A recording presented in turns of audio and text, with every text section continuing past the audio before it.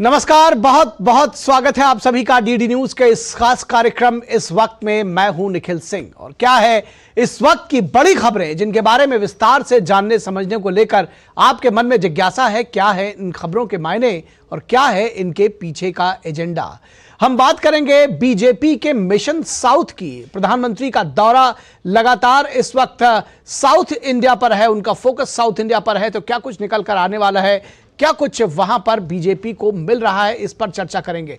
साथ ही साथ बात करेंगे कि कितने मुश्किल में है केजरीवाल और यह भी चर्चा होगी कि राजनीतिक दलों की तैयारियां किस तरह से चल रही होंगे। कई अहम सवाल और जवाब, लेकिन सबसे पहले इस वक्त की हेडलाइंस।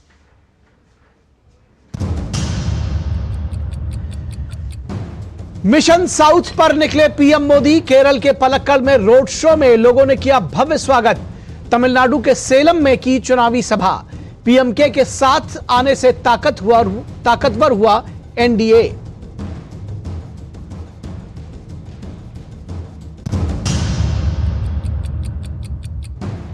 लोकसभा चुनाव से पहले जोड़ तोड़ की राजनीति तेज। बिहार में एक भी सीट नहीं मिलने से नाराज पशुपति पारस ने तोड़ा एनडीए से नाता। महाराष्ट्र में राज ठाकरे बीजेपी के साथ आने को राजी। फाइनल दौर की बातचीत आज। झारखंड में भी हेमंत सोरेन की भाभी सीता सोरेन ने जेएमएम से दिया इस्तीफा। चुनावी घोषणा पत्र को अंतिम रूप देने के लिए दिल्ली में हुई कांग्रेस कार्य समिति की बैठक। पी चिदंबरम की अध्यक्षता में बनी है घोषणा पत्र की समिति।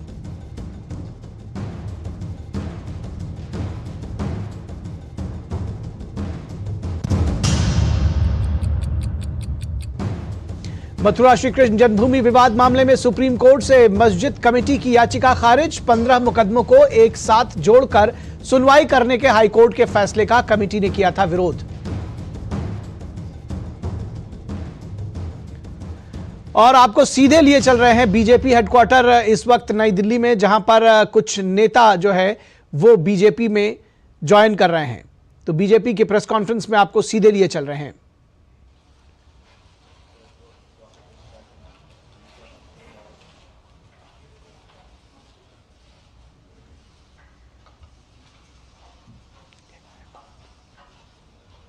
तो इस वक्त चुनावों के दौर में दल बदल और दूसरी पार्टियों में आने जाने का दौर जारी है और इसी सिलसिले में इस वक्त देखने में आ रहा है कि निवेदन है माननीय विनोद तावरे जी से कि आप संबोधित करें और अभिवादन करें अपने माननीय तरनजीत सिंह संधू साहब का। भारतीय जनता पार्टी के राष्ट्रीय महामंत्री, मेरे वरिष्ठ सहयोगी आदरणीय तरुण चुग जी, राष्ट्रीय मंत्री सिरसा साहब,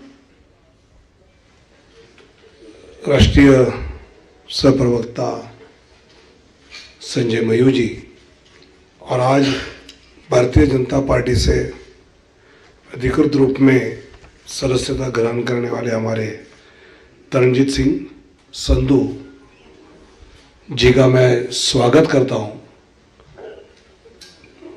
कुछ दिन पहले अनुराधा पौडवाल जी ने प्रवेश किया, वो संगीत क्षेत्र की थी। कल सीमा कुशवाहा जी ने, जो निर्भया की एडवोकेट रही, ऐसे गणमान्य एडवोकेट ने प्रवेश किया। और आज इंडियन फॉरेन सर्विसेज में जिन्होंने बेहतर काम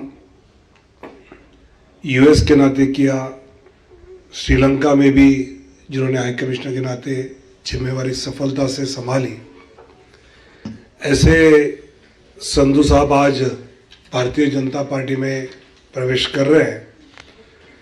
और मैं मानता हूं कि उनका पूरा परिवार ये पंजाब के विकास के योगदान देने वाला परिवार रहा। गुरु नानक देव विश्वविद्यालय के फाउंडर में संधू जी के पिताजी का बड़ा योगदान है। उनका नाम उसमें मिशन सिंह जी का लिया जाता है। उनके दादाजी भी पंजाब में बहुत सुपरिचित व्यक्तिमत्व रहे। मुझे लगता है कि ऐसे व्यक्ति का आज भारतीय जनता पार्टी से जुड़ना, ये पंजाब केवल भारतीय जनता पार्टी नहीं, तो पंजाब में जो आदरणीय प्रधानमंत्री मोदी जी एक विकास की नई दिशा लाना चाहते हैं, पंजाब के हमारे भाई बहनों के लिए जो विविध योजना वो चलाना चाहते हैं, ऐसे सभी कामों में तरनजीत सिंह संधू साहब जैसे एक अलग बुद्धिजीवी, जिन्होंने अलग अलग देशों में, देश में काम का अनुभव किया है, और उनका आना मैं मानता हूं कि भारतीय जनता पार्टी के लिए भी एक बड़ी ताकत बढ़ाने वाली बात है। और साथ ही उनकी क्षमताओं के द्वारा जो आदरणीय प्रधानमंत्री जी देश की जनता को गारंटी देना चाहते हैं, तो हम सबके अपेक्षा में संधू जी इस गारंटी को और मजबूत करने में कामयाब होंगे, ये मेरा विश्वास।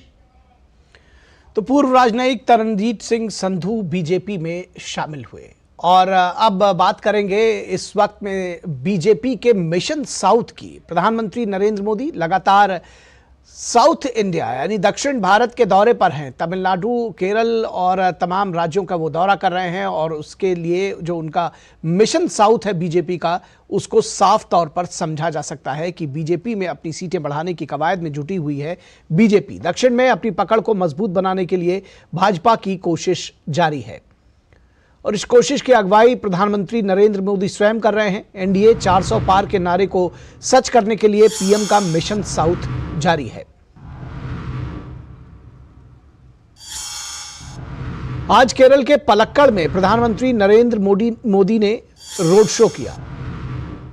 तो पलक्कड़ में प्रधानमंत्री नरेंद्र मोदी का आज रोड शो रहा, और रोड शो में पीएम की एक झलक पाने के लिए और उनका स्वागत करने के लिए लोग बड़ी संख्या में जुटे।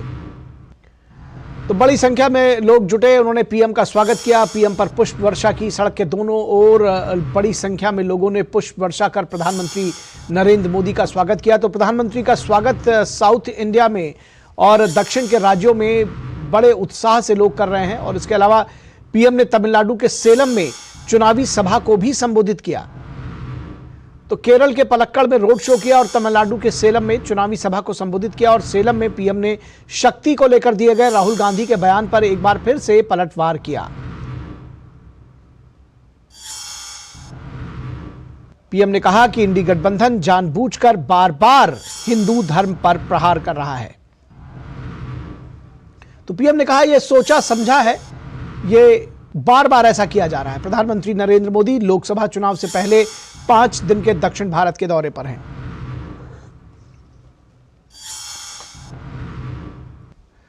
इस बीच तमिलनाडु में भाजपा और पट्टाली मक्कम काची यानी पीएमके के बीच गठबंधन हुआ है।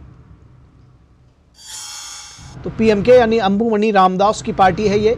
इस गठबंधन में पीएमके को 10 सीटें मिली हैं। इससे बीजेपी के मिशन साउथ को गति मिली है। तो पीएमके के साथ गठबंधन किया है अंबुमणि रामदास, जो यूपीए सरकार में स्वास्थ्य मंत्री रह चुके हैं। पीएमके अध्यक्ष डॉक्टर अंबुमणि रामदास ने कहा कि तमिलनाडु में लोग बदलाव चाहते हैं।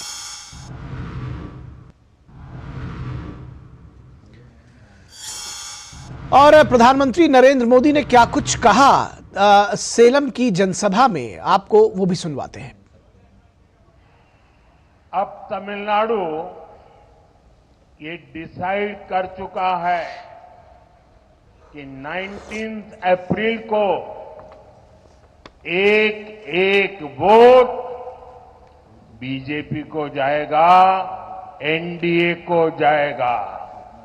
अब तमिलनाडु ये डिसाइड कर चुका है, अब की बार 400 पार, अब की बार 400 पार।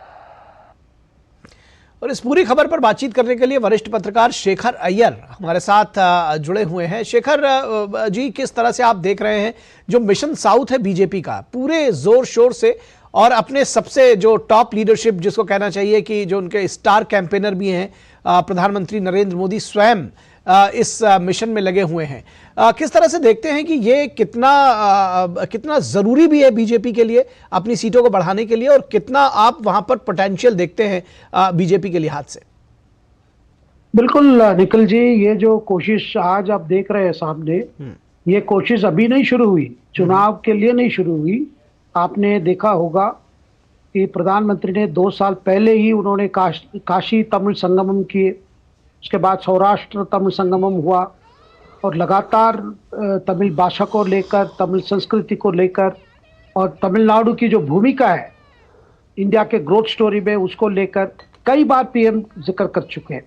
और पीएम को मानना है कि तमिलनाडु में एक विकल्प के रूप में बहुत जरूरी है वहाँ, क्योंकि बार बार वो देख चुके हैं डीएमके एडीएमके, ये द्राविड़न पार्टी, सो कॉल्ड द्राविड़न पार्टी के बीच में ही चलता रहा, और लोगों के बीच में एक प्रकार से जो अपेक्षाएं हैं वो लगातार कोई उसको फुलफिल नहीं कर पा रहे थे। और वहाँ पे भ्रष्टाचार और वहाँ पे आतंकवाद, इस तरह की चीजें जो वहाँ एक बढ़ोतरी मिली है, क्योंकि इससे डीएमके जैसे शासन के समय का कार्यकाल से लगातार, और बीजेपी वहां पे जो कोशिश की है, खास करके अभी पिछले 6 महीने में आपने देखा होगा वहां के प्रदेश अध्यक्ष अन्नामलई की जो पदयात्रा का जो जिस प्रकार स्वागत किया गया और पब्लिक रिस्पांस जिस पर रही, तो कहीं ना कहीं ये दर्शाया कि वहां तमिलनाडु के लोग एक ऑल्टरनेटिव को ढूंढ रहे हैं, और उस ऑल्टरनेटिव अभी धीरे धीरे बीजेपी में देखना शुरू किए। इसलिए प्रधानमंत्री लगातार ये करते, और कई जो बातें जो ये खास करके डीएमके पार्टी ने सनातन धर्म पे विवादित टिप्पणी, उसके बाद प्रभु श्री राम पर टिप्पणी, और ज्यादा से ज्यादा झूठ फैलाने की जो कोशिश, जैसा कोई प्रभु श्री राम का कुछ तमिलनाडु से कुछ नहीं है, ये सारे चीजों को पीएम स्वयं नकारे। अयोध्या में प्राण प्रतिष्ठा पहले वो जाके श्रीरंगम के जो रंगनाथ स्वामी मंदिर है, जो माना जाता है कि जो प्रभु श्री राम के जो कुल है उनकी कुल देवता मानते हैं रंगनाथ स्वामी को, और धनुषकोडी में जहां से वो जो राम सेतु बना, वहां से तो राम सेतु बनाया गया, श्रीलंका जब बनाया गया था, तो एक उसमें बहुत लोगों की आस्था है। तो ये कहना कि प्रभु श्री राम उत्तर भारत के है, तमिलनाडु में नहीं है, सरासर गलत एक प्रोपेगेंडा चला के ताकि बीजेपी एक उत्तर भारत की पार्टी है, हिंदी पार्टी है, हिंदी थोपना चाहता है, ये सारे मिथ को बस्ट करते हुए आज आप देख रहे हैं जिस प्रकार पब्लिक रेस्पॉन्स हो रही है तमिलनाडु में खास करके, तो इसे ये करता है कि लोग अब तंग आ चुके हैं ये रीजनल पार्टीज के पॉलिटिक्स देखकर, और भ्रष्टाचार बहुत बढ़ चुका है निखिल जी, आप देख रहे हैं मंत्री पकड़े जा रहे हैं, ईडी रेड्स हो रहा है। तो यानी आप ये कहना चाह रहे हैं कि एक ऑल्टरनेटिव देने की कोशिश में है बीजेपी कहीं ना कहीं, जो गैप लोगों के लिए भरा हुआ है एआईए डीएमके और डीएमके के बीच में, आखिर उनको कोई एक तीसरा विकल्प होना चाहिए, वो बीजेपी। एक बात और समझना चाहेंगे, पीएमके के आने से आज अंबुमणि रामदास जुड़े हैं एनडीए के साथ में, कितना फायदे का सौदा एनडीए के लिए लग रहा है आपको? बहुत बड़ा डेवलपमेंट है निखिल जी। पीएम के बीजेपी के साथ समझौता किया है और साथ पे चुनाव लड़ेगी, और ये इसीलिए महत्वपूर्ण इसीलिए है, पिछले 1 हफ्ते से जो एआईएडीएमके लगे हुए थे उनके पीछे, कल तक भी लगे हुए थे किसी तरह पीएमके को अपने साथ जोड़ने के लिए, उससे पहले डीएमके लगे हुए थे पीएमके के साथ, लेकिन पीएमके को लगा कि जो फ्यूचर देखा जाए, तमिलनाडु का भविष्य बीजेपी के साथ है, देश के भविष्य प्रधानमंत्री के साथ है, और उनको लगा कि अगर पीएमके का जो भविष्य देखना है तो बीजेपी के साथ जाना है, और प्रधानमंत्री के मोदी जी के नेतृत्व में ही चुनाव लड़ना है जी। तो इसीलिए आप देख रहे हैं कि दोनों डॉक्टर अंबुमणि रामदास जो पहले भी एनडीए में मंत्री रह चुके हैं, उनके फादर जो डॉक्टर रामदास है पीएमके के फाउंडर है, इसका असर मैं बताना चाहता हूँ निखिल जी, ये उत्तर तमिलनाडु के जितने कॉन्स्टिट्यूएंसीज है उस पर असर पड़ेगा, और साथ में जो पश्चिम तमिलनाडु इलाका है वहां भी बड़ा असर पड़ेगा, क्योंकि पटाली मक्कल कच्ची पीएम के जो है वणियर समुदाय से काफी उनको जुड़ाव है, बड़ी पॉपुलर भी है वहां उस समुदाय में। जी जी जी, निश्चित तौर पर तो बीजेपी की पैठ जिसकी वो इंतजार में थी वो वहां पर शुरुआत हो चुकी है और बीजेपी का मिशन साउथ निश्चित तौर पर ये देखना होगा कि चुनावों में किस तरह से उसका रिजल्ट आता है। बहुत शुक्रिया इस तमाम बातचीत के लिए, हमारे साथ जुड़ने के लिए।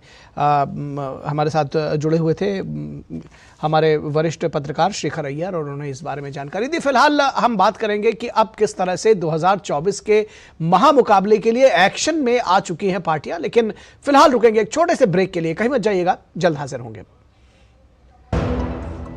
अब लोन प्रोसेसिंग में इतनी देरी, ये सब ना तुमसे नहीं होगा। लो तुम ही कर लो। देखो झूठ बोलो लेकिन। इधर आओ। क्या बात? फाइनेंशियल एसेट्स का प्रमाण देना है, इस वजह से लोन अटका है। देखो, अकाउंट एग्रीगेटर से जुड़ो। अकाउंट एग्रीगेटर बैंक इत्यादि के पास उपलब्ध आपकी वित्तीय जानकारी को आपकी स्पष्ट सहमति से ऋण देने वाली वित्तीय संस्थाओं से साझा करता है। पापा, it was so easy. RBI कहता है जानकार बनिए, सतर्क रहिए। देखो यार, जिंदगी का कोई भरोसा नहीं, पता नहीं कब फोटो पे हार चढ़ जाए और फैमिली का फ्यूचर, बच्चों की पढ़ाई खतरे में पड़ जाए। तो आज ही पॉलिसी बाजार से 1 करोड़ का टर्म लाइफ इंश्योरेंस कराओ, सिर्फ 525 रुपए महीने से शुरू। Delivery boy has picked your order. अरे भाई, पता है भूख लगी है। 30 मिनट का मैसेज नोटिफिकेशन आया था ना। मैसेज के सारे थोड़ी बैठ सकते हैं। कल आपने कुछ शेयर्स बेचे थे ना? हाँ, तो चेक किया? मैसेज आया तो था। सिर्फ मैसेज काफी नहीं है। आप शेयर मार्केट में कोई भी ट्रांजैक्शन करते हैं ना, तो स्टॉक एक्सचेंज से आए एसएमएस या ईमेल को अपने डीमैट अकाउंट और बैंक स्टेटमेंट के साथ भी टैली कीजिए। बेटा, भूख में ना दिमाग बंद हो जाता है। सोच कर, समझ कर, इन्वेस्ट कर। स्वागत है आपका ब्रेक के बाद, और अब बात करेंगे 2024 के महामुकाबले में आखिर किस तरह से एक्शन में है पार्टियां, क्या कुछ कर रही हैं, क्या कुछ है इन राजनीतिक दलों की तैयारियां। तो चुनावी बिगुल बजने के साथ ही मैदान में योद्धाओं को उतारने की तैयारी शुरू हो चुकी है। तो योद्धाओं को उतारा जा रहा है, यानी कि अगर इसको ऐसे समझें कि उम्मीदवारों का नाम जो है वो जारी किया जा रहा है। तो जो सियासी योद्धा हैं वो मैदान में उतरने लगे हैं। लोकसभा चुनाव के पहले चरण की नामांकन की प्रक्रिया कल से शुरू होने वाली है, यानी कि 20 मार्च से इसके पहले चरण की प्रक्रिया शुरू होने वाली है। लेकिन एक सवाल दोनों गठबंधन के साथ अब तक है कि कितनी तैयारी पूरी हो चुकी है। बीजेपी 370, एनडीए 400 पार को लेकर बीजेपी अपने सहयोगियों के साथ एनडीए को विस्तार दे रहा है। तो लगातार बीजेपी एनडीए को विस्तार की कोशिशों में जुटा हुआ है। आज पीएमके के एक साथी उसके साथ और जुड़े हैं। इंडिया गठबंधन में सीटों को लेकर नित नए पेंच मुश्किलें बढ़ा रही हैं, क्योंकि एक के बाद एक कुछ न कुछ गतिरोध इंडिया गठबंधन में लगातार शुरू से ही बना हुआ है। महाराष्ट्र विकास अघाड़ी अब तक सीट शेयरिंग का फॉर्मूला नहीं बना पाई है।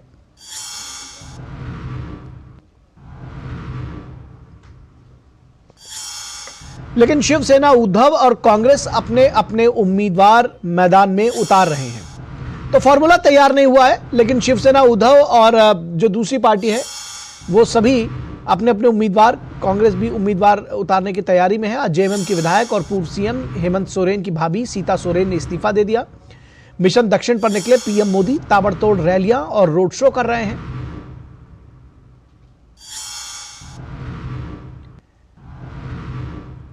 इंडी गठबंधन भारत जोड़ो न्याय यात्रा से देश में मोदी के खिलाफ माहौल बनाने का दावा करता है। तो इंडी गठबंधन का कहना है कि भारत जोड़ो न्याय यात्रा जो हुई है उससे पीएम मोदी के खिलाफ माहौल बना है। पीएम मोदी अपनी सरकार के 10 साल का रिपोर्ट कार्ड लोगों के सामने रख रहे हैं। तो पीएम मोदी जो है वो सभाओं में बता रहे हैं कि सरकार ने पिछले 10 वर्षों में क्या कुछ किया है। विकसित भारत संकल्प यात्रा जारी है और विकसित भारत के अपने संकल्प को पीएम मोदी लोगों के साथ साझा कर रहे हैं। उधर इंडी गठबंधन में एजेंडा को लेकर संघर्ष जारी है। एजेंडे के बदले व्यक्तिगत हमले तेज हुए हैं। कभी सनातन को लेकर, कभी परिवार को लेकर व्यक्तिगत हमले लगातार कर रही है। राजा की आत्मा ईवीएम में है, हमारी लड़ाई शक्ति से है, यह बयान राहुल गांधी का था। आपको याद होगा मुंबई के अपने न्याय यात्रा के समापन पर उन्होंने ये बात कहा। ऐसे बयानों से राहुल गांधी तालियां बटोरने की कोशिश कर रहे हैं।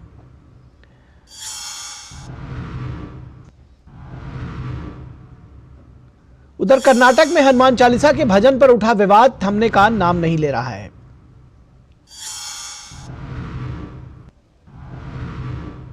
तो हनुमान चालीसा के भजन के बाद एक व्यक्ति को पीटा गया था। बेंगलुरु में एक ग्रुप ने एक दुकानदार की इसलिए पिटाई की थी क्योंकि अजान के वक्त वो भजन चला रहा था। तो अपनी दुकान में वो भजन चला रहा था, उसकी पिटाई की गई थी। बीजेपी ने सवाल किया है कि क्या कर्नाटक में हनुमान चालीसा पर बैन है। कर्नाटक पुलिस 3 लोगों को गिरफ्तार करने का दावा करती है। उसने कहा है कि 3 लोगों को इस सिलसिले में गिरफ्तार किया गया है। लेकिन इस पूरे प्रकरण के विरोध में निकले सांसद तेजस्वी सूर्या को भी गिरफ्तार किया गया है।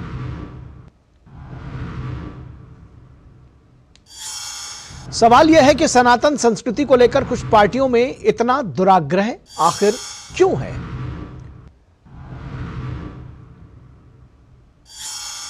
सनातन पर विवादित टिप्पणी को लेकर जब राहुल गांधी कुछ नहीं बोलते, फिर उनकी मोहब्बत की दुकान पर सवाल जरूर उठेंगे।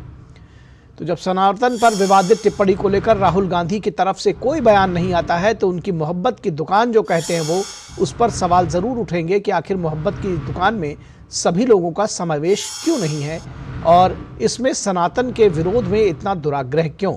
इंडिया गठबंधन की कोऑर्डिनेशन कमेटी कई महीनों से बैठ नहीं पाई है। शरद पवार अपनी पार्टी के लिए चिंतित हैं, सभी अपने अपने दलों को लेकर चिंतित हैं। ये बात समझने की जरूरत है कि जिन लोगों ने इसकी शुरुआत की थी इंडिया गठबंधन की, वो आज अपनी पार्टियों को लेकर चिंतित हैं। सीपीएम सीपीआई केरल में कांग्रेस से कोई अलायंस नहीं चाहते क्योंकि केरल की राजनीति अलग है और पश्चिम बंगाल की राजनीति अलग है। तो वो पश्चिम बंगाल में तो अलायंस चाहते हैं लेकिन केरल में नहीं चाहते। सबसे बड़ा सवाल नीति, नियत और नेतृत्व को लेकर है कि आखिर क्या नीति है और कौन नेतृत्व इसका करेगा। गठबंधन के महामुकाबले का नायक कौन है, ये तय नहीं हो पाया है। और प्रधानमंत्री नरेंद्र मोदी ने तमिलनाडु में जो सभा को संबोधित किया, उस दौरान उन्होंने कहा कि इंडी गठबंधन किसी और धर्म पर कुछ नहीं बोलता, लेकिन हिंदू धर्म को गाली देने में एक पल भी नहीं लगाता। इंडी अलायंस वाले लोग बार बार जानबूझकर हिंदू धर्म का अपमान करते हैं। हिंदू धर्म के खिलाफ इनका हर बयान बहुत सोचा समझा हुआ होता है। आप देखिए, और किसी धर्म का अपमान डीएमके, कांग्रेस का इंडी अलायंस कभी नहीं करता। किसी और धर्म के खिलाफ इनकी जुबान से एक शब्द नहीं निकलता, लेकिन हिंदू धर्म को गाली देने में ये एक सेकंड नहीं लगाते। और कांग्रेस के वरिष्ठ नेता जयराम रमेश ने कहा कि गारंटी शब्द की शुरुआत राहुल गांधी ने की थी, जिसे अब पीएम मोदी ने अपना लिया है। पिछले 10 साल अन्याय काल से मुक्ति पाने के लिए जो अभी चुनाव आने वाले हैं, कांग्रेस पार्टी पूरी तरीके से तैयार है। पहली बार गारंटी शब्द हमारे राजनीतिक शब्दकोश में राहुल जी ने इस्तेमाल किया कर्नाटक के विधानसभा चुनाव के समय। तब हंसी मजाक उड़ाई गई उनकी, खूब आलोचना हुई बीजेपी की ओर से, और आज वही व्यक्ति गारंटी शब्द इस्तेमाल कर रहे हैं। एक बात याद रखिएगा, ये किसी एक व्यक्ति की गारंटी नहीं है, ये कांग्रेस पार्टी की गारंटी है। और इस पूरी खबर पर चर्चा करने के लिए हमारे साथ 3 खास मेहमान जुड़े हुए हैं, उनसे आपका परिचय करा दें। हमारे साथ सिद्धार्थ यादव जो कि बीजेपी के प्रवक्ता हैं। सिद्धार्थ जी, बहुत स्वागत है आपका। और इसके साथ ही साथ हमारे साथ विजय हंस जो कि कांग्रेस के प्रवक्ता हैं। विजय जी, बहुत स्वागत है आपका। और हमारे साथ विनोद मिश्रा, हमारे कंसल्टिंग एडिटर, वो भी जुड़े हुए हैं। विनोद जी, स्वागत है आपका। और शुरुआत आपके साथ करना चाहें तो चुनावों का बिगुल बज चुका है, तैयारियां दोनों तरफ से जोरों पे हैं। आपने देखा हमारी रिपोर्ट में कि ये कहा जा रहा है कि मैदान में योद्धा उतारे जा रहे हैं, उम्मीदवारों की लिस्ट जारी की जा रही है। किस तरह से दोनों पक्षों की अगर तैयारियों का आकलन करने को कहा जाए आपसे, कैसे करेंगे?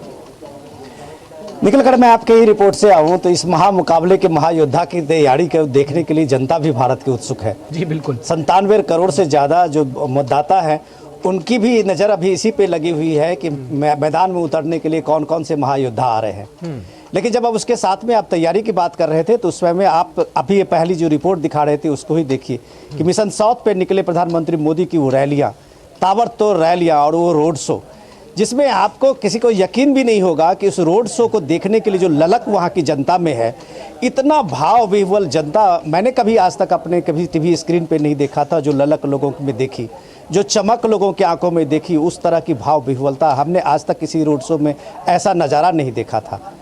और इस तरह का जब स्वागत होता है, इस तरह तक के जो महायोद्धा हैं वो मैदान में हैं और लोगों के बीच अपने 10 साल के रिकॉर्ड को बता रहे हैं और उस चीज़ में जो विकसित भारत संकल्प की बात बता रहे हैं, जो आपका जो 2024 के इलेक्शन है उससे पहले भारत का 2047 तक का एक रोड मैप दे रहे हैं।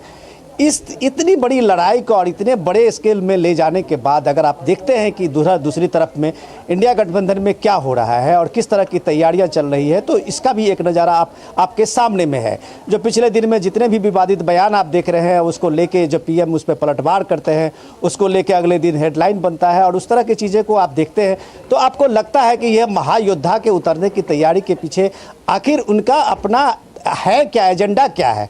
इस एजेंडा के ढूंढने में अगर आप कल ही का ये देखें कि पिछले एक हफ्ता पहले जब पीएम के परिवारवाद पे आप ये परिवार पे हमला किया लालू यादव ने, उसके बाद आप ये देखिए कि पूरा देश में एक तरह से एक सोशल मीडिया पे ट्रेंडिंग चला और मोदी परिवार के नाम पे आज 2024 में छोटे बड़े सारे नेता मोदी का परिवार बना हो जी, लोग मोदी का परिवार बना हुआ है। कल आपने जिस तरह का आपने कमेंट किया एक पब्लिक मंच से, जो इंडिया गठबंधन का आप कह सकते हैं कि एक तरह से महारैली ही थी मुंबई में, और आपने उस शक्ति पे इस तरह का कमेंट किया, आपने कहा कि हिंदू में जो शक्ति है मैं उस शक्ति के खिलाफ हूँ। आपने ईवीएम का बताया कि ईवीएम में पीएम की राजा की आत्मा है। तो इस तरह की जब आप नैरेटिव देते हैं तो आपको शायद यकीन नहीं होगा कि इसका कोई जवाब भी आने वाला है, और उस जवाब जब आता है तब आप उसके सफाई में लग जाते हैं। तो ये सफाई देते देते मुझे लगता है कि ये पूरी तैयारी इनका समय ही बीत जाएगा कि अपने ही बयान को फिर अपने ही तरह की सफाई देंगे। तो तैयारी को लेके जितना पॉलिटिकल पार्टीज में उत्सुकता है उससे कहीं ज़्यादा लोगों में उत्सुकता है कि जो इंडिया गठबंधन 2022 से उसकी शुरुआत हुई थी और जिस तरह से एक कवायद बनी हुई थी विपक्ष की एकता को लेके, वो आते आते मिशन 2024 जो आप कह रहे थे कि कल से नामांकन की प्रक्रिया शुरू हुई है, तो लोग जरूर अपने उस योद्धाओं को खोजेंगे कि विपक्षी में वो योद्धा कौन है। ठीक है, ठीक है। आपने तमाम सवाल भी उठाए विनोद जी, उसका जवाब मैं विजय हंस जी से लेना चाहूँगा। विजय हंस जी, एक तो सवाल ये उठता है कि क्या मुद्दों की कमी हो गई है, क्यों व्यक्तिगत हमले, कभी परिवार को लेकर हमले, कभी सनातन पर हमले, इस तरह की क्यों है। और दूसरी बात, अपनी तैयारियों का अगर आप आकलन करें, जो एक और सवाल उठाया गया है कि अगस्त में ये इंडिया गठबंधन की शुरुआत की गई थी, और उसके बाद अब आप देखिए कि अगर एनडीए की बात करें तो लगभग हर जगह पर सीट शेयरिंग उनका फाइनल होता जा रहा है। आप लोग अभी बहुत जगहों पर अटके हुए हैं। महाराष्ट्र की बात करें, पश्चिम बंगाल में आपका गठबंधन हो नहीं सका, पंजाब में आपका गठबंधन परवान चढ़ता दिख नहीं रहा है। तो क्या वजह है? आपको लगता है आप लोग कहीं पीछे रह गए, कहीं कोई कमी रह गई है? Anchor sir, with due respect मैं कहना चाहूंगा कि आप जहां तो एनडीए को सिर्फ एनडी बोल लें, मैंने आपको इंडिया इसीलिए कहा है, मैंने इंडिया कहा है। नहीं, आपने इंडी के बाद मैंने इंडिया भी जोड़ दिया है, तो आप उसको लेकर के हम उस बहस में नहीं जा रहे, सवाल का जवाब। नहीं, मैं बहस में नहीं जा रहा, मैं करेक्ट कर रहा था जी। और मिश्रा जी ने ना शायद अपने स्कूलिंग या कॉलेज टाइम में नेहरू जी का, शास्त्री जी की रैलियां नहीं देखी, इंदिरा जी की रैलियां नहीं देखी, राजीव गांधी जी की रैलियां पैदा भी नहीं लिया था sir. Mishra ji please let me complete now. तो उनकी रैलियां नहीं देखी कि कैसे हजूम गांव से उठ के 200 मील तक पैदल चल के उनकी रैलियां अटेंड करने आते थे, सड़कों पे उनको देखने आते थे। इवन कि इन्होंने शायद पिछले 3 साल से चल रही भारत जोड़ो यात्रा और भारत जोड़ो न्याय यात्रा में राहुल गांधी की वो लोगों का उत्साह नहीं देखा जो उनको देखने आ रहे हैं। उनके द्वारा उड़ाए गए 5 न्याय के मुद्दे, नारी न्याय, श्रमिक न्याय, किसान न्याय, सामाजिक हिस्सेदारी न्याय और नौकरी का न्याय, तो इन युवा का न्याय। तो आप, मुझे लग रहा है मुद्दों से थोड़ा सा, जहां तो हमारे मुद्दों को सामने ला नहीं पा रहे एंकर सर, जहां फिर आप उनको लाना ही नहीं चाहते। नहीं, इसीलिए हम आपको लेकर आए सर, इसीलिए आपको लेकर आए हैं इस डिस्कशन में। आप जरूर उन मुद्दों को लेकर आइए। मैं अपनी ड्यूटी पूरी कर रहा हूँ। जी, बिल्कुल। आप नहीं ला पा रहे तो मैं वो कोशिश कर रहा हूँ कि वो चीजें सामने आए। मेरे सामने मेरे बड़े भाई सिद्धार्थ यादव जी बैठे हैं जो कि बॉर्न ओबीसी हैं, मैं उनकी बहुत रिस्पेक्ट करता हूं सर। यादव जी, मैं भी ओबीसी हूं पंजाब से, तो मैं बिल्कुल चाहूंगा कि किसी दिन एक बॉर्न ओबीसी बीजेपी का अध्यक्ष बने, एक बॉर्न ओबीसी बीजेपी की तरफ से प्राइम मिनिस्टर कैंडिडेट बने, जो एक कागज बदल के जहां कह लीजिए कि धक्के से ओबीसी बन के बाद में ओबीसी पीएम बने हैं, तो उनसे इस बात पे बहस नहीं करना चाहूंगा। और मैं सिद्धार्थ यादव जी से कहना चाहूंगा कि प्लीज जब आपकी बारी आए तो प्लीज मुझे बता दीजिएगा कि जो राहुल जी ने मुद्दे उठाए हैं उन पे कास्ट सेंसस होना चाहिए या नहीं होना चाहिए, 50% की जो कैप लगा हुआ है रिजर्वेशन पे हटना चाहिए या नहीं हटना चाहिए। Thank you so much sir, thank you so much. आपने हमारे प्रश्न का जवाब वैसे नहीं दिया, लेकिन आपने चूंकि पलट कर दूसरा सवाल पूछ लिया है, तो मैं चाहूंगा कि बीजेपी प्रवक्ता के पास ही जाऊं। एंकर सर कौन सा रह गया वो बताइए। आपसे पूछा गया था सवाल कि आपकी तैयारियों को लेकर के, और ये पूछा गया था कि आखिर क्यों जो आपका गठबंधन है सीट शेयरिंग सर फाइनल नहीं हो रही है। आप देखिए, आप पश्चिम बंगाल में परवान नहीं चढ़ा, पंजाब में नहीं चढ़ा, आखिर क्या वजह है, ये जानना चाह रहे थे। जी मैं बता रहा हूँ। देखिए, पॉलिटिकल सिस्टम जो है इंडियन कॉन्स्टिट्यूशन सिस्टम, कॉन्स्टिट्यूशन के अनुसार है, डेमोक्रेसी की एक हेल्थी वो इंफ्रास्ट्रक्चर में होना चाहिए जो वोटिंग सिस्टम है हमारे इस भारत में, इंडिया में।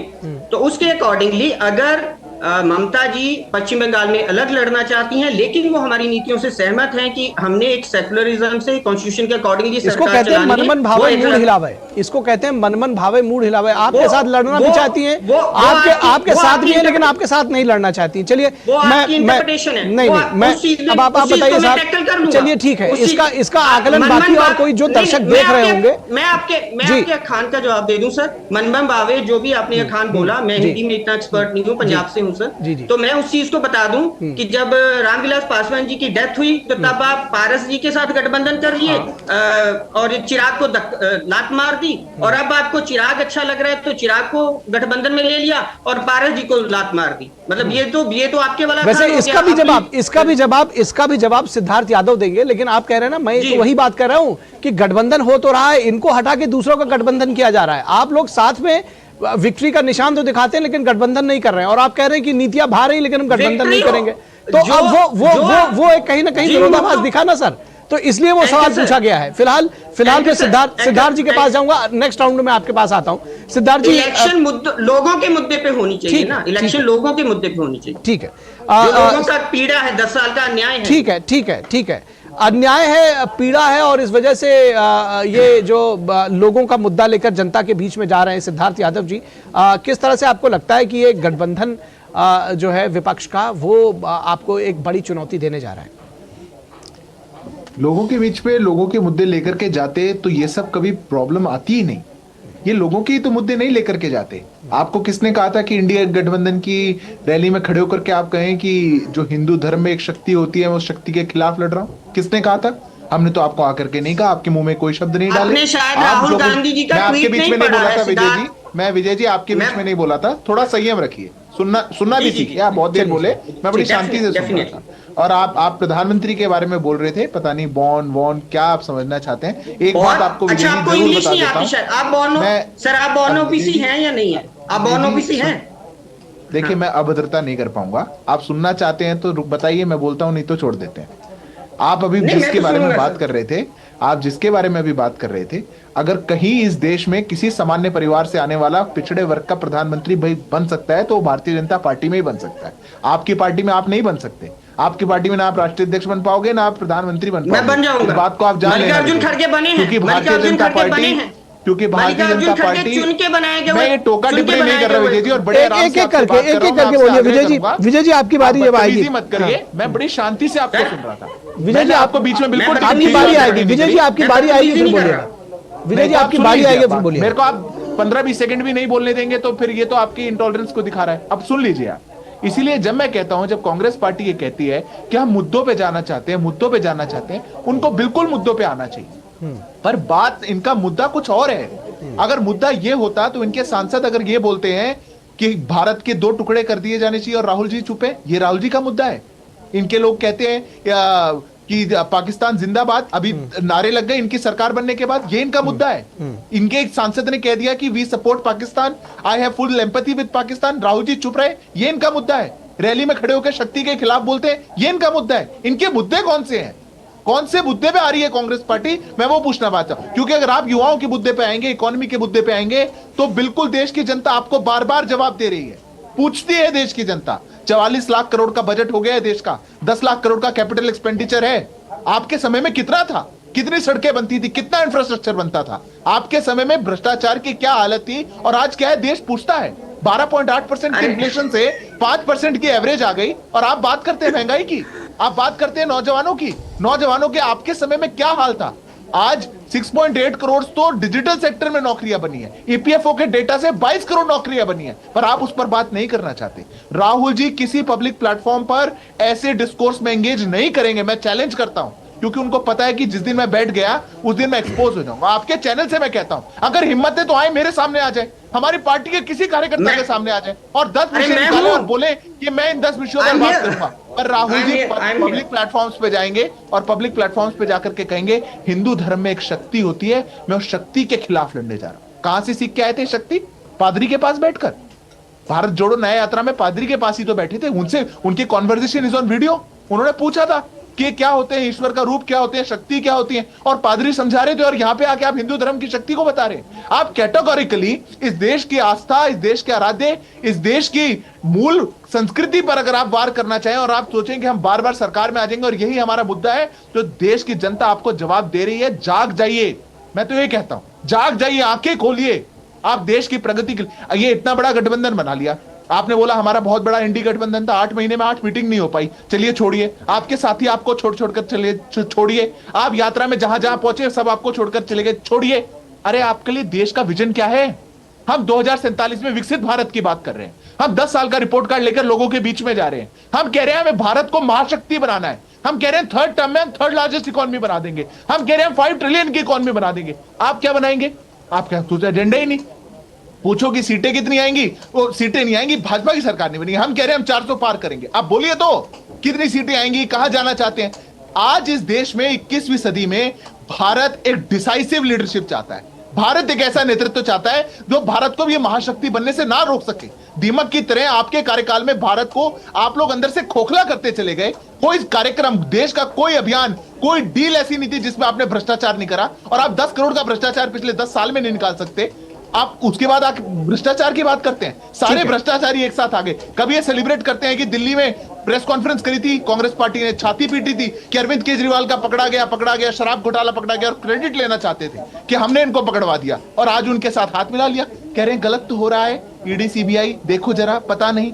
अरे ऐसे कैसे गलत हो रहा है? इस देश का पैसा लूट लूट के आप भागेंगे, इस देश की एजेंसियां काम भी ना करें और फिर उसका भी आप नैरेटिव बनाएं, तो देश की जनता जान चुकी है।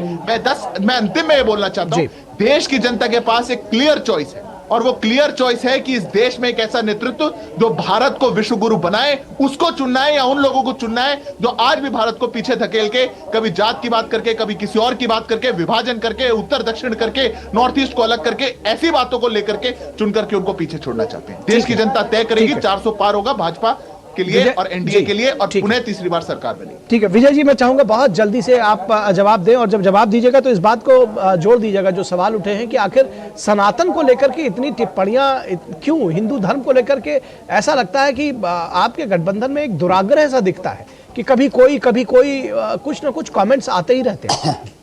एंकर सर, एक तो ना आपका नाम डिस्प्ले नहीं हो रहा, मुझे मेरा नाम निखिल है। मेरा नाम निखिल है। ओके निखिल, मुझे लग रहा है शायद सिद्धार्थ ने ना जीतन राम मांझी की वीडियो नहीं सुनी है। वो आज इनके गठबंधन में है, पहले भी थे। वो सीता मैया को पूरी तरह से गाली गलौज से बात कर रहे हैं, शायद ये भूल गए हैं, मतलब इनकी आदत है ये भूल जाना। और ये जो करप्शन की बात कर रहे हैं, शायद ये अजीत पवार का, अशोक चौहान जी का, शिंदे जी का, मतलब सबके वो करप्शन वाले, देवेंद्र फडणवीस के वो चक्की पीसिंग वाले, वो सब चीजें भूल गए। मतलब उनको खींच के इकट्ठे करना। चंद्रबाबू नायडू को करप्शन केसेस चल रहे थे, उनको भी खींच के प्रधानमंत्री जी ले आए, पवन कल्याण को ले आए, राजभर जी को गालियां निकालते थे, उनको खींच खींच के ले आए। ये पता क्या होता है, हमारे गांव देहात में ना, पंजाब में कबड्डियां होती थी, गांव गांव की कबड्डी होती थी।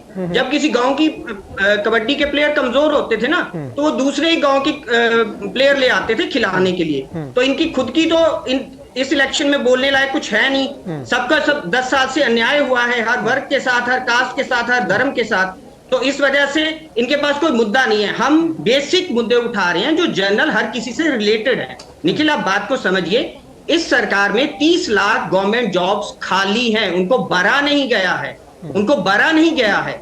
आप समझ सकते हैं, एक गवर्नमेंट जॉब से 6 लोग, एक तो गवर्नमेंट मजबूत होती है, सरकारी इंफ्रास्ट्रक्चर मजबूत होता है, 6 से 10 लोग आप मिश्रा जी शायद गांव देहात से होंगे, आप इस बात को समझिए। इससे आप लोगों ने जो बेरोजगारी जल्दी खत्म करिए, मेरा जवाब भी आप सुनिए। ठीक है, आप तीनों बात करेंगे ना, तो फिर मैं बोल नहीं पाऊंगा। आप तीनों ही बात करेंगे। आप विजय जी जल्दी से खत्म करिए, विजय जी जल्दी खत्म करिए, विनोद जी आपको मौका दिया जाएगा। रेलवे में 1000 नौकरी निकलती है, 1.5 करोड़ एप्लीकेशन चला जाता है। यूपी में 100 पोस्टें निकलती हैं ARO RO की, और उसमें 50 लाख एप्लीकेशन चला जाता है। ठीक है विजय जी, आपका पॉइंट आ गया। हमारे पास समय बहुत कम है विजय जी, हमारे पास समय बहुत कम है। आपका पॉइंट आ गया, आपका पॉइंट आ गया विजय जी, आपका पॉइंट आ गया। हमारे पास समय कम है, लेकिन मैं बता दूं कि ये ऐसा अब नहीं हो रहा है कि एक पोस्ट निकल रही है और 50 एप्लीकेशन आ रही। ये शुरू से जब हम लोग भरते थे, देखिए जब हम लोग पढ़ते थे तब भी था, शायद जब मिश्रा जी पढ़ते रहे होंगे तब भी था,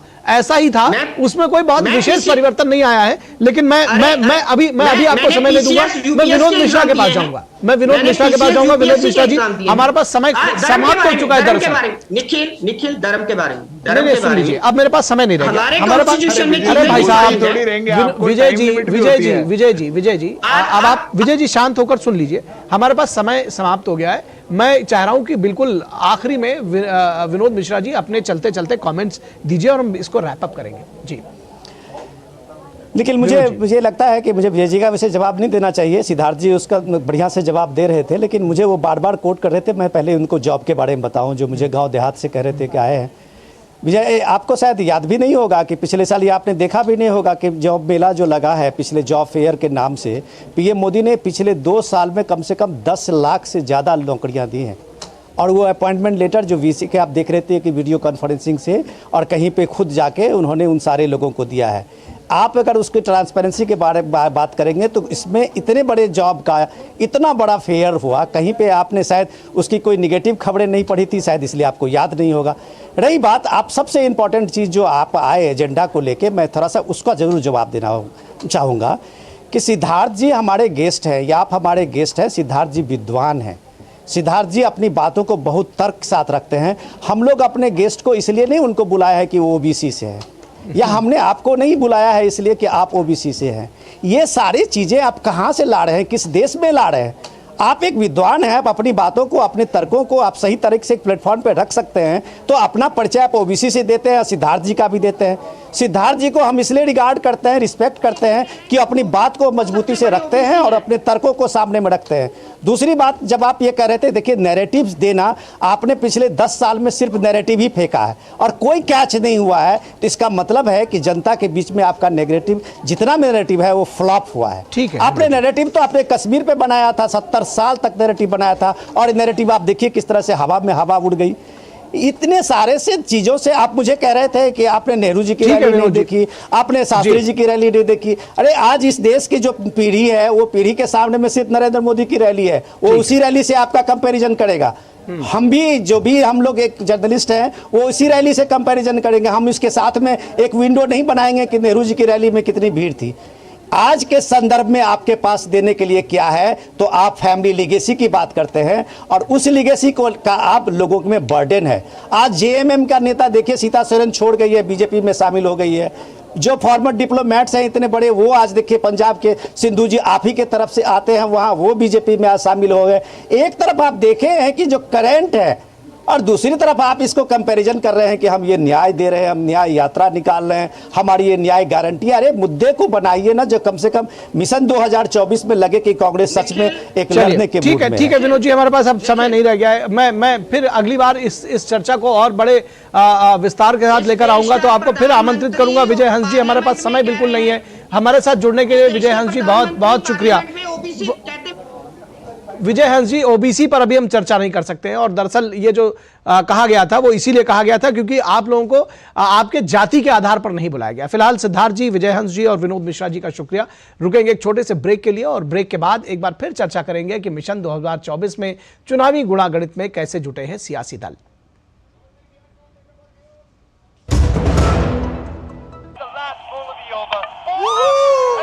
लड्डू हम यहाँ बैठे बैठे पैसे बना सकते हैं।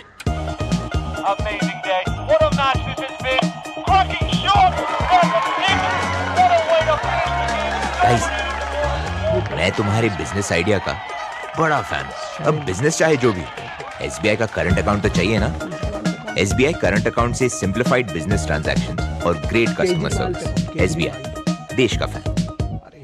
तो पता है इन्वेस्टर्स के लिए कि इन्वेस्टर प्रोटेक्शन फंड होता है IPF, लेकिन अगर तुम्हारा ट्रेड एक्सचेंज पर एग्जीक्यूट नहीं हुआ या फिर कोई गारंटीड रिटर्न्स वाली स्कीम है तो ये IPF आपकी मदद नहीं कर सकता है। और अगर आपका ब्रोकर ही डिफॉल्टर बन जाए तो फिर IPF आपको कॉम्पेंसेशन दिला सकता है। कहां से सीखा? NSE की साइट पर। सोचकर समझकर इन्वेस्ट कर। स्वागत है आपका ब्रेक के बाद और अब बात करेंगे चुनावी गुणागणित में किस तरह से जुटे हैं सियासी दल मिशन 2024 के लिए। सियासी दल जो है वो लोकसभा चुनाव की में पूरी तरह से जुटे हुए उम्मीदवारों का ऐलान करने के लिए बैठकों का दौर जारी है। घोषणा पत्र की तैयारी की जा रही है। लोकसभा चुनाव की शुरुआत हो चुकी है और इसके लिए राजनीतिक दलों ने तैयारियां तेज की हैं। कांग्रेस कार्य समिति की बैठक में चुनावी घोषणा पत्र पर गहन विचार विमर्श किया गया है।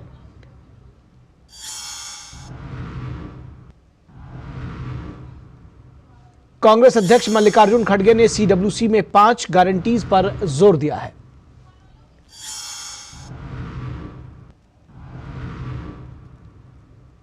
किसान न्याय, युवा न्याय, नारी न्याय, श्रमिक न्याय और हिस्सेदारी न्याय में प्रत्येक की 5 गारंटी है।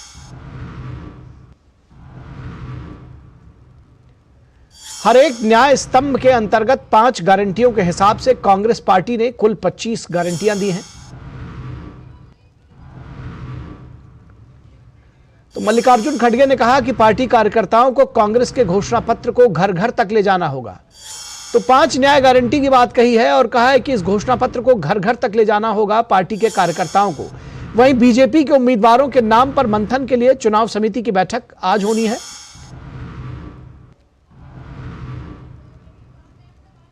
और बीजेपी उम्मीदवारों की 2 लिस्ट पहले ही जारी कर चुकी है। बाकी नामों पर मंथन जारी है। तो बाकी नामों पर मंथन के लिए CEC की बैठक है। पहले 2 केंद्रीय चुनाव समिति की बैठक में तकरीबन 260 उम्मीदवारों के नामों की घोषणा हो चुकी है। पहली लिस्ट में 195 और फिर 72 नामों पर घोषणा हुई थी। वहीं यूपी के बाकी बचे 24 नामों के लिए यूपी बीजेपी कोर ग्रुप की कल नई दिल्ली में बैठक हुई थी और ये बैठक भी बेहद महत्वपूर्ण थी। इस बैठक में पार्टी के अध्यक्ष JP नड्डा, गृह मंत्री अमित शाह और CM योगी आदित्यनाथ मौजूद रहे। साथ ही दोनों डिप्टी CM मौजूद थे, प्रदेश के अध्यक्ष मौजूद थे। उम्मीद है कि आज की जो CEC होगी उसमें यूपी की बाकी बची सीटों के लिए नामों का ऐलान हो सकता है, ऐसा उम्मीद जताई जा रही है।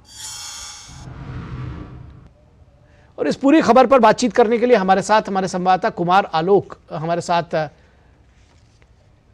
साथ शैलेंद्र मिश्रा बने हुए हैं। शैलेंद्र के पास चलेंगे। शैलेंद्र, आप हमें सुन पा रहे हैं?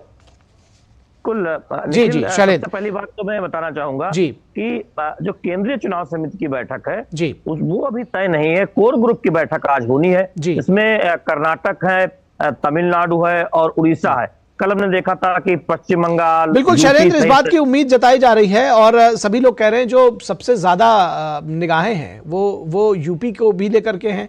और बात जो फर्स्ट फेज में है जो या सेकंड फेज में है और खासतौर पर जो दक्षिण के राज्य में है जहां पर अब आपने देखा कि PMK के साथ गठबंधन भी हो गया है, तो वहां पर भी नामों का इंतजार है। देखिए, तमिलनाडु को लेकर आज कोर ग्रुप की बैठक है। उसमें बीजेपी के उम्मीदवारों के नाम पर मंथन होगा और अंतिम मुहर केंद्रीय चुनाव समिति की बैठक जब होगी, जिसकी डेट जल्दी आएगी, कल या परसों जब भी हो, तब उस पर मुहर लग जाएगी और नाम ऐलान कर दिए जाएंगे। पीएम के संभावित साझेदार है मनसे के राज ठाकरे मिले हैं गृह मंत्री अमित शाह के साथ।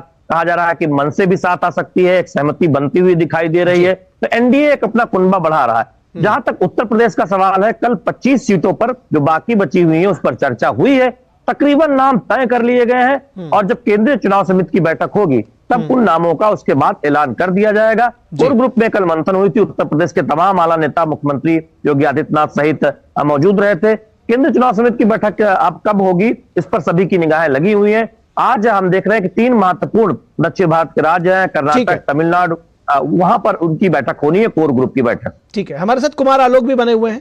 कांग्रेस की ओर से क्या खबर देंगे कुमार आलोक? कांग्रेस चुनावी घोषणा पत्र को कह रही है, मल्लिकार्जुन खड़गे ने कहा है कि इसको घर घर तक पहुंचाना है, कब तक जारी करेगी? और सबसे ज्यादा इस बात पर भी चर्चा हो रही है कि उम्मीदवारों के नामों के ऐलान में कांग्रेस कहीं पीछे रह जा रही है।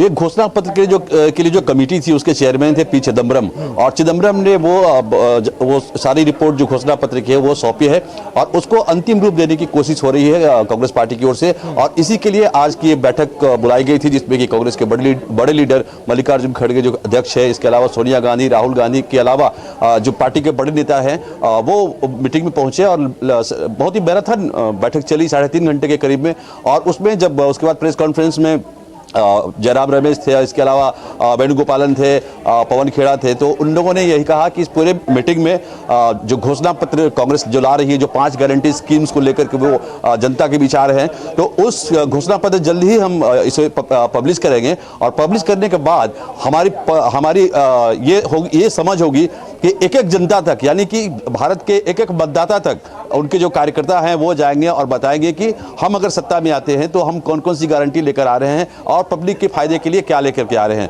अब जहां तक आपने कहा कि चुनाव में जो प्रत्याशियों को उतारने की जहां तक बात है, तो सपा और कांग्रेस में गठबंधन तो हो गया है, लेकिन अभी भी वहां पर सीटों पर खींचतान चल रही है। अगर हम बिहार की बात करें, यूपी के बाद बिहार बड़ा स्टेट है, और वहां भी पहले कांग्रेस ने कहा हम 15 सीटों पर लड़ेंगे।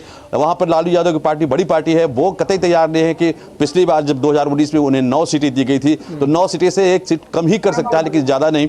इसके अलावा पंजाब में देखिए कि उहापोह की स्थिति है। दिल्ली में आम आदमी पार्टी और कांग्रेस दोनों मिलकर चुनाव लड़ रही है, लेकिन वही पंजाब में वो आमने सामने है।